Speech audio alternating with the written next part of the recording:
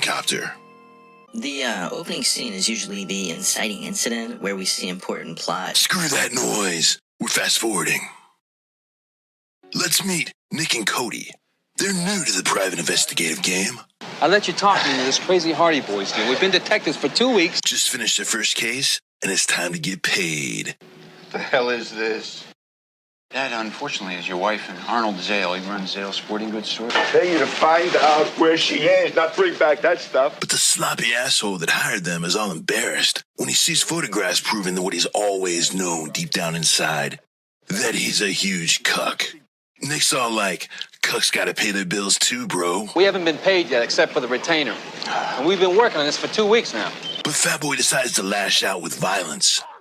Cody can take him down, no problem. I mean, just look at that mustache. But he's all sensitive and understanding instead. Let's see what that gets him. A broken nose. It's up to Nick to handle shit. I hope this isn't some kind of repeating pattern for their whole partnership. Look, Max, we'll send you the bill later, all right? Must be time for an exposition dump.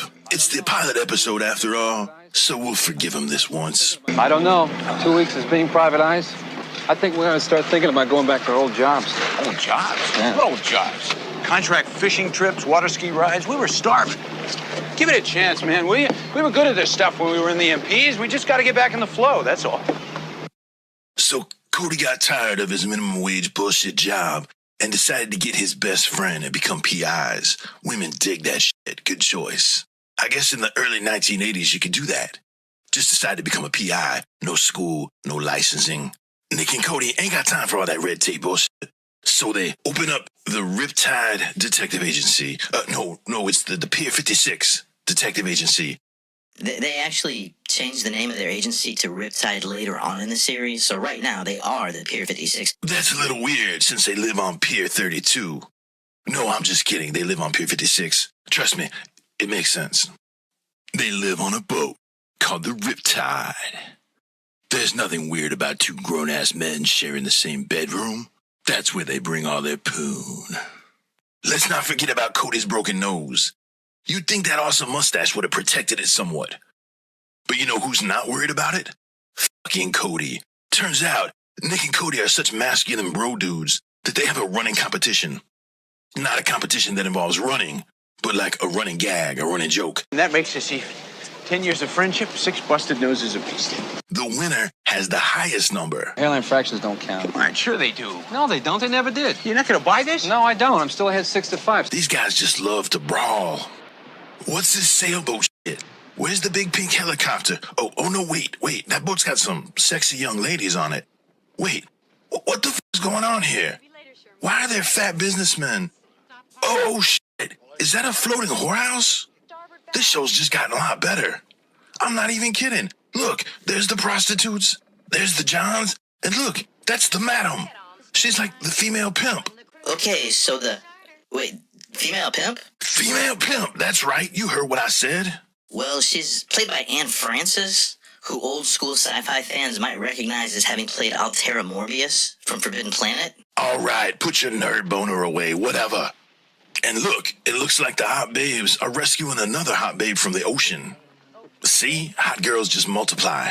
Find them lying around all over the place. I wonder who that is. Actually, the opening scene that you insisted on fast-forwarding through, she was kind of an important... Let's move on, why don't we? Back at the marina, Nick and Cody are... Oh shit, it's the floating whorehouse, and it's coming right for them. Land ho! Turns out the Contessa... That's the sexy name of the horse ship. Turns out, they're neighbors of Nick and Cody. They live right next door to them. Now I am invested in this show. Nick tries to get a freebie, but Mama Joe's having none of that shit. You touch one of those girls, you're going to find the imprint of my fist right in the middle of your forehead. Since you guys quit playing beach volleyball and became detectives, maybe you could get yourselves a job trying to find that boat. Nick and Cody, understandably, are reluctant to give out freebies also. But figure, maybe it'll pay off in future dividends of free pussy from their brothel boat neighbors. Back to the fat wives, boys. Oh, what a ride that was, huh? Boys, have a good day. Ah, terrific. Good. How's the fishing? Terrific. Tell me it ain't happening, Cody. Tell me that once that boat gets in the open water, those girls don't party. Party means fuck. Holy shit, look at Nick's car. Is that a fucking flame job? They must have got the memo that explains how every early 80s PI was required to have a badass ride. Magnum PI, he had the Ferrari. Colt Seavers, he had the Fall Guy truck. Hardcastle and McCormick, they had the Fox or the Dingo or whatever the fuck that car was called. Michael Knight, he had the Knight Rider.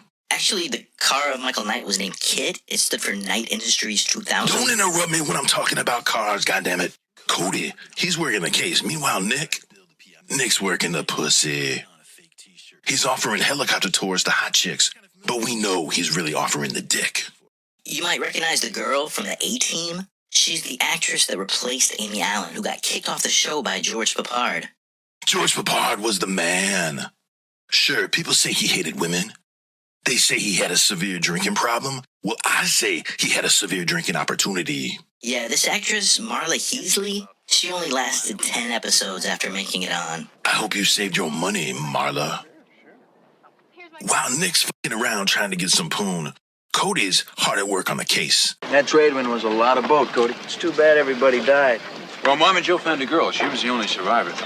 Everybody on the docks, it seems, is curious about the boat full of whores. Hey, you guys made any headway with that crew of hers yet?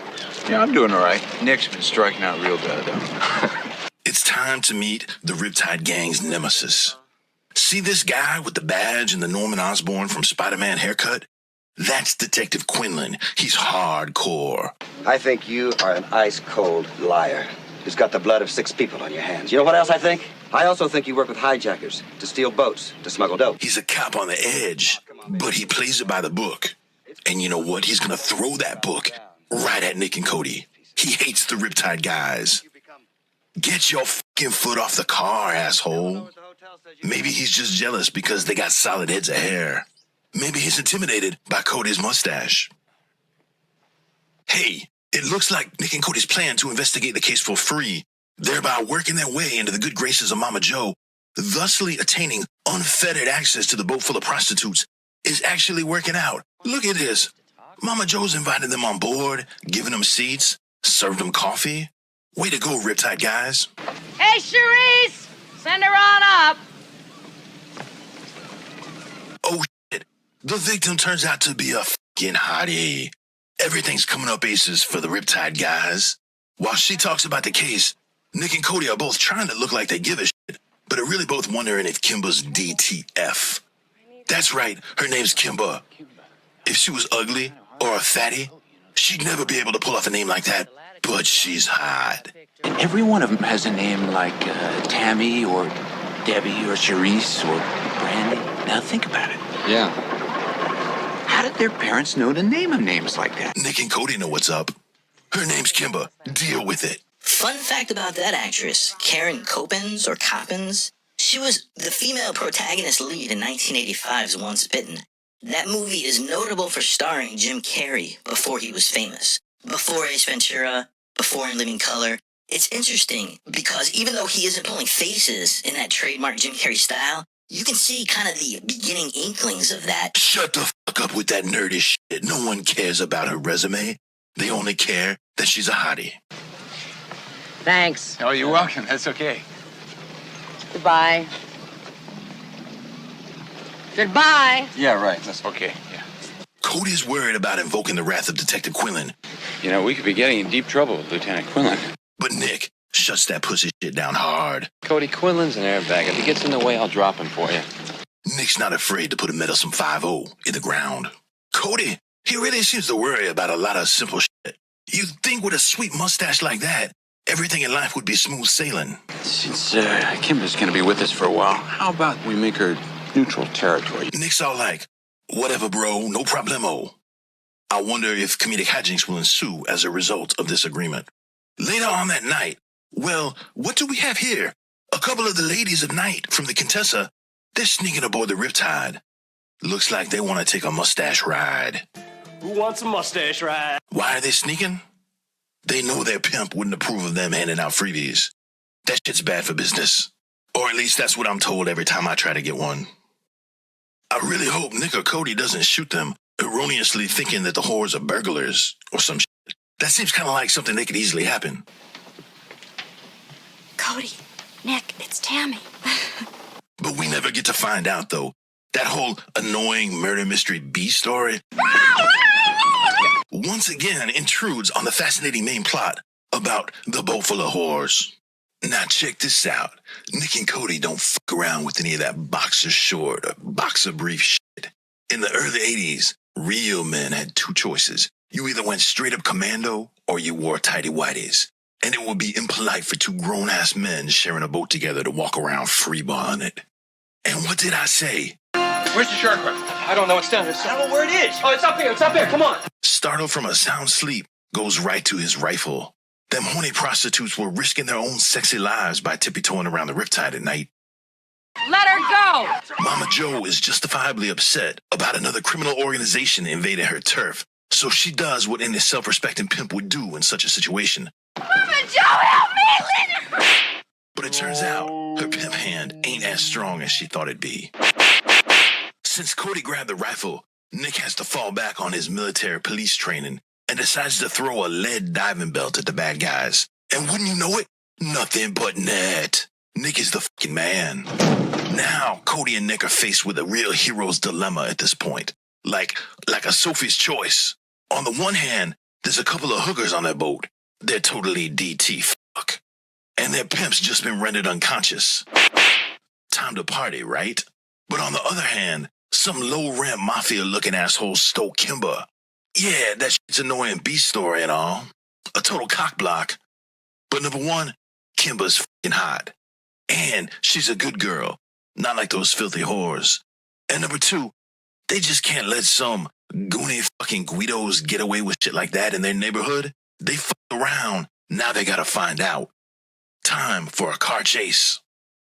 Armed with their sleek skivvies and a Henry rifle, the Riptide Whitey boys do what any 1980s private detective would do and engage in hot pursuit.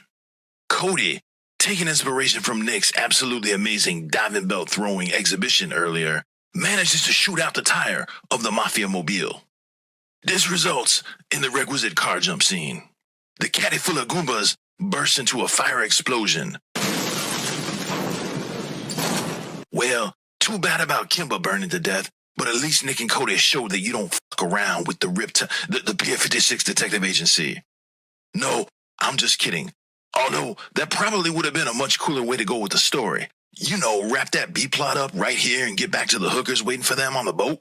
Instead, what happens is Nick gets his sweet car all shot up. The Mafia guys, no doubt in fear of more lead weight belts flying at their heads, decide to escape, leaving Kimber behind. The damsel in distress, assaulted by a complete roller coaster of emotions over the past few minutes, now has to quickly cope with the fact that she's safe, and also deal with Nick and Cody's bulges right in her face.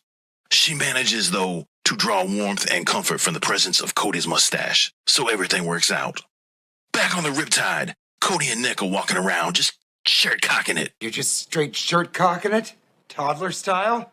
Shirt cocking, which can refer to men wearing a shirt, but no pants or underwear. Like this. Arguing over which one gets to throw the lead-weighted dive belt next time they get into a gunfight.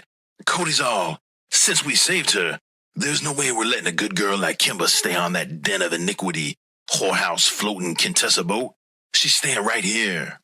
Mama Joe, recovered from her earlier curb stomping, expresses some suspicion about their motives. Uh-huh. Oh, come on now, Mama Joe. Do you think that after a shootout, Cody or I would take advantage of this girl? She knows what kind of poon hounds Cody and Nick are. Also, obviously, she's got her own plan to turn Kimber out on the street and doesn't want the Riptide guys f***ing with that. No goddamn freebies. But then Cody just straight up ends the dispute by saying, "Give me some sugar, baby," and sends Kimber off to bed on the fucking Riptide. Now they need a real plan. They need to up their game. Well, you were talking about the bars. Maybe we should look them up. I mean, you could rig up one of those infrared Giga things that searches the ocean bottom and cleans our shorts at the same time. Mama Joe answers the question of why the fuck she's still hanging around, to provide the audience with some helpful exposition. The Boz. Is that Murray Basinski guy, the one who's on all the magazine covers, a computer genius? Yeah, we got him drunk and arrested 8 years ago in New Orleans. A debt he has yet to repay. Nick's like, cool plan. We can take my helicopter to go pick up the Boz. But then Cody gets all sensitive and shit again. I'd really rather not fly in that helicopter. Why? What's wrong with the helicopter? Fuck you, Cody. You're just jealous because you don't have your own giant pink helicopter. Early next morning, Nick is confronted with some hobo trash lady hanging around his chopper. Actually, that's the charter that Nick arranged the previous day with those two girls, you know, the A-Team actress.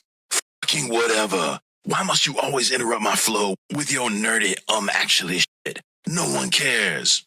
Nick scrambles to salvage his plan to get that pussy with some quick fabrications. We'll be unable to fly you today because Prince bin Al-Fahim and his family have signed up for the Nick Ryder Golden Harvest package. The hand grenade friend, she's not falling for it though. Her casting of aspersions at the relative safety and airworthiness of Nick's helicopter closely mirrors that of Cody's own expressed reservations from the previous night. This leads Cody to becoming slightly attracted to the tourist hobo lady. But Nick shuts that shit down hard. They're very nice girls, Colin. Yours should lose a little weight, though. And still manages to salvage some possibility. Call me. Okay. Of seeing a few episodes of the O-Team. Like he's gonna see her O-face and she was on the A-Team. Wow, you're really reaching on that one. Get back in your corner. No one asked you. Enough fucking around. It's time to meet the third member of the Pier Detective, the Pier 56 Detective Agency. It's not Murray Basinski. No, it's the Screaming Mimi. That's right. Nick Ryder owns a giant pink pig-snouted Sikorsky fucking helicopter. You know, like lots of civilians do. He can barely make his financial ends meet, forcing him to cohabitate with another grown-ass man, making him accept a harebrained scheme to go in on the risky-as-hell business venture of becoming a private investigator. You're probably sitting there at home thinking something like, hey, why doesn't he just sell off that massive fucking liability? Between fuel, upkeep, storage, it's gotta cost him a fortune. But fuck that. What, you expect Nick to drive the 2 hours to Santa Barbara to pick up Murray? Nick's got other shit he could be doing with his time. Look at that sweet ride. Just like his car, you can tell Nick babies the shit out of his chopper. Cody's all like, you know why beater piece of shit cars are abandoned along the road but not beater helicopters? Because beater helicopters all crash and explode. Quit your goddamn whining, Cody. Oh, we might crash. We're gonna die. Have you seen LA traffic? Okay, looks like Cody's taking his little bitch panties off and has finally calmed the fuck down. Let's get a little more helpful backstory dumped on us about Murray. Who would ever think that Murray Basinski would become a cult phenomenon? You know, in the Army, he was always so, awkward. He actually wore a slide rule in a holster on his belt, you remember? Yeah. I think it's time to introduce another running joke.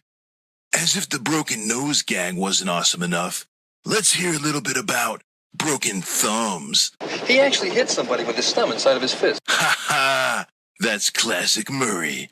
I wonder if that'll come up every single episode. And now he's got everything. Money, prestige. Normally, I'd have a problem with such blatantly presented exposition, but this time at least, they're setting up an attempt at humor. He's got people in circles around him calling his name. Mr. Bozinski, come out. We have the building surrounded. Looks like Murray's having a bad day. What with the crowds, SWAT teams, throwing shit out of an office window. All this shit going down precisely when Nick and Cody come pulling up to see him after years and years away.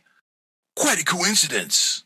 Even though that's a really cool way to introduce a new character during your pilot episode, I have to admit that it strains the bounds of credulity a little bit. Maybe he does this evil professor terroristic shit every day. This could just be like Tuesday for Murray. I don't know. All right. You know what I'm going to do now? I'm going to break up my lab. Why does Murray have a megaphone? Is that standard equipment in technology companies? And Nick and Cody, they're just like, haha, same old Murray. And like a couple of real bros, they decide to commit a heaping fuck ton of felonies to get Murray out of a situation that is, no doubt, 100% Murray's fault. Now, at this point, I can hear you out there asking some questions. Shouldn't they ascertain whether or not the building in question has a helicopter pad? And even if it does, will a civilian helicopter pad on top of a random office building be able to support the weight of a multi-ton cargo helicopter? Aren't Nick and Cody risking their PI licenses the pilot license, let alone the extremely high likelihood of spending years in prison just to save some obviously mentally unbalanced nerd that in all likelihood will just get himself into a similar situation any given day of the week. To all this, I say quit being a pussy. You sound like Cody. Let's go, guys. This geek's going to jail. Why the fuck are you drawing your gun? You still gotta traverse the lobby, ride the elevator, because I know your donut-stuffed ass ain't taking the stairs. Put that shit back in the holster, Dirty Harry. You jam the elevators, we'll use the stairs. Oh, looks like your fat ass is taking the stairs. Score 1 for the geek. Hey, look, Murray's hand is injured. What do you want to bet? He cracked that guy over there with the ice pack and the monogram tie. Thumb, inside fist punch, running joke achieved. Nick? Cody? Yeah. Is that you? Hey, guys, it's you! Oh, it's great to see you. You're here to rescue me? Yeah. You're here to... That's wonderful. Hey, we're gonna go. We're gonna get away. Wait a minute! The worst thing about having friends, motherfuckers are always asking you to help them move. My boxes! It's worth a fortune. I gotta take it with me. I can't leave without it. Come on, let's get this stuff out of here. That's why I don't own a truck. That'd be bad enough. Now, imagine if you owned a cargo helicopter. Be careful of heavy. Okay, what else? Right down there. The fuck is that little orange man? That's the Robots. Murray built a robot, and it becomes a regular part of the show. He's kind of one of the cast of characters. I know who the Robots is. I'm trying to be dramatic. Quit spoiling shit for the viewers.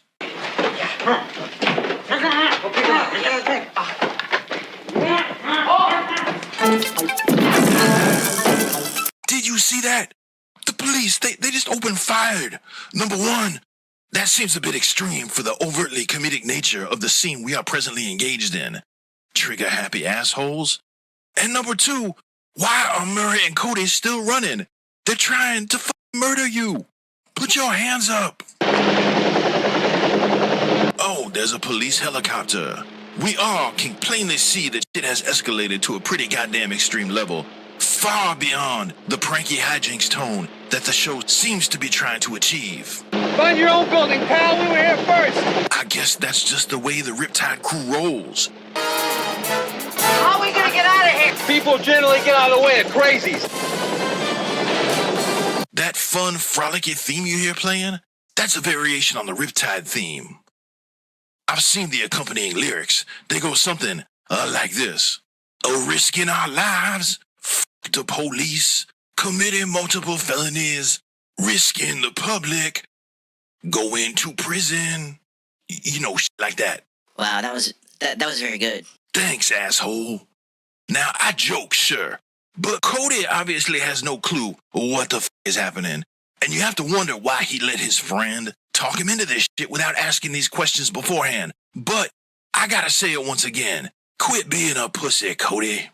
Nick's got shit all figured out. This pink relic may need an overhaul. It may not be as fast as that one. It sure as hell ain't as pretty, but it's got one thing that's gonna put us in real good shape. What's that? It's got a 2,000-mile range.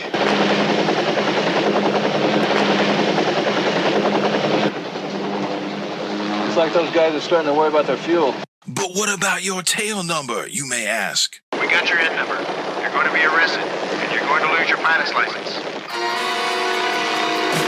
Bam! Fucking black duct tape. There's no way the police could have accounted for miscreants having a roll of duct tape. What about radar? Isn't the entirety of Los Angeles completely blanketed by powerful air traffic control radar due to the existence of multiple large international airports? I don't fucking know. It's a shitty TV series. Who asked these goddamn questions? The important takeaway is that they got the bars.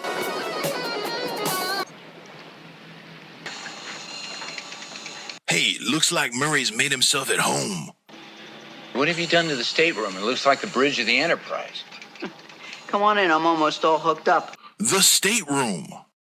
Wait, there was a large room on that boat being virtually unused before Murray showed up and moved all his geeky shit in? I'm a little confused as to why Nick and Cody share a bedroom. Shit, they got their beds all pushed up together like they were at summer camp or something. They bunked together like they were still in the army. I'm a little bit troubled by this. I want to keep going, but it's hard. Wow, you sound really trouble about this whole bedroom situation? They had a whole nother room. The fuck was more important than having separate bedrooms? Was the stateroom like their yoga studio or some shit? Man. It'll be okay. It's just stupid TV logic. You know what? Fuck this. I'm out. I'm done. Done? It's the pilot episode. It's 2 hours long and we're only halfway done. They've assembled the team. They got the bars and his little orange robot. What the fuck else are they gonna do? Yeah, okay, he's gone. Well, I'm sure he'll get over that whole shared bedroom thing in a few days. This is actually kind of a good stopping point. Keep the video from running over too long. So, join us again sometime in the near future for the exciting conclusion of Ripping on Riptide, the pilot episode. And you better not be recording shit without me. Shut that microphone off.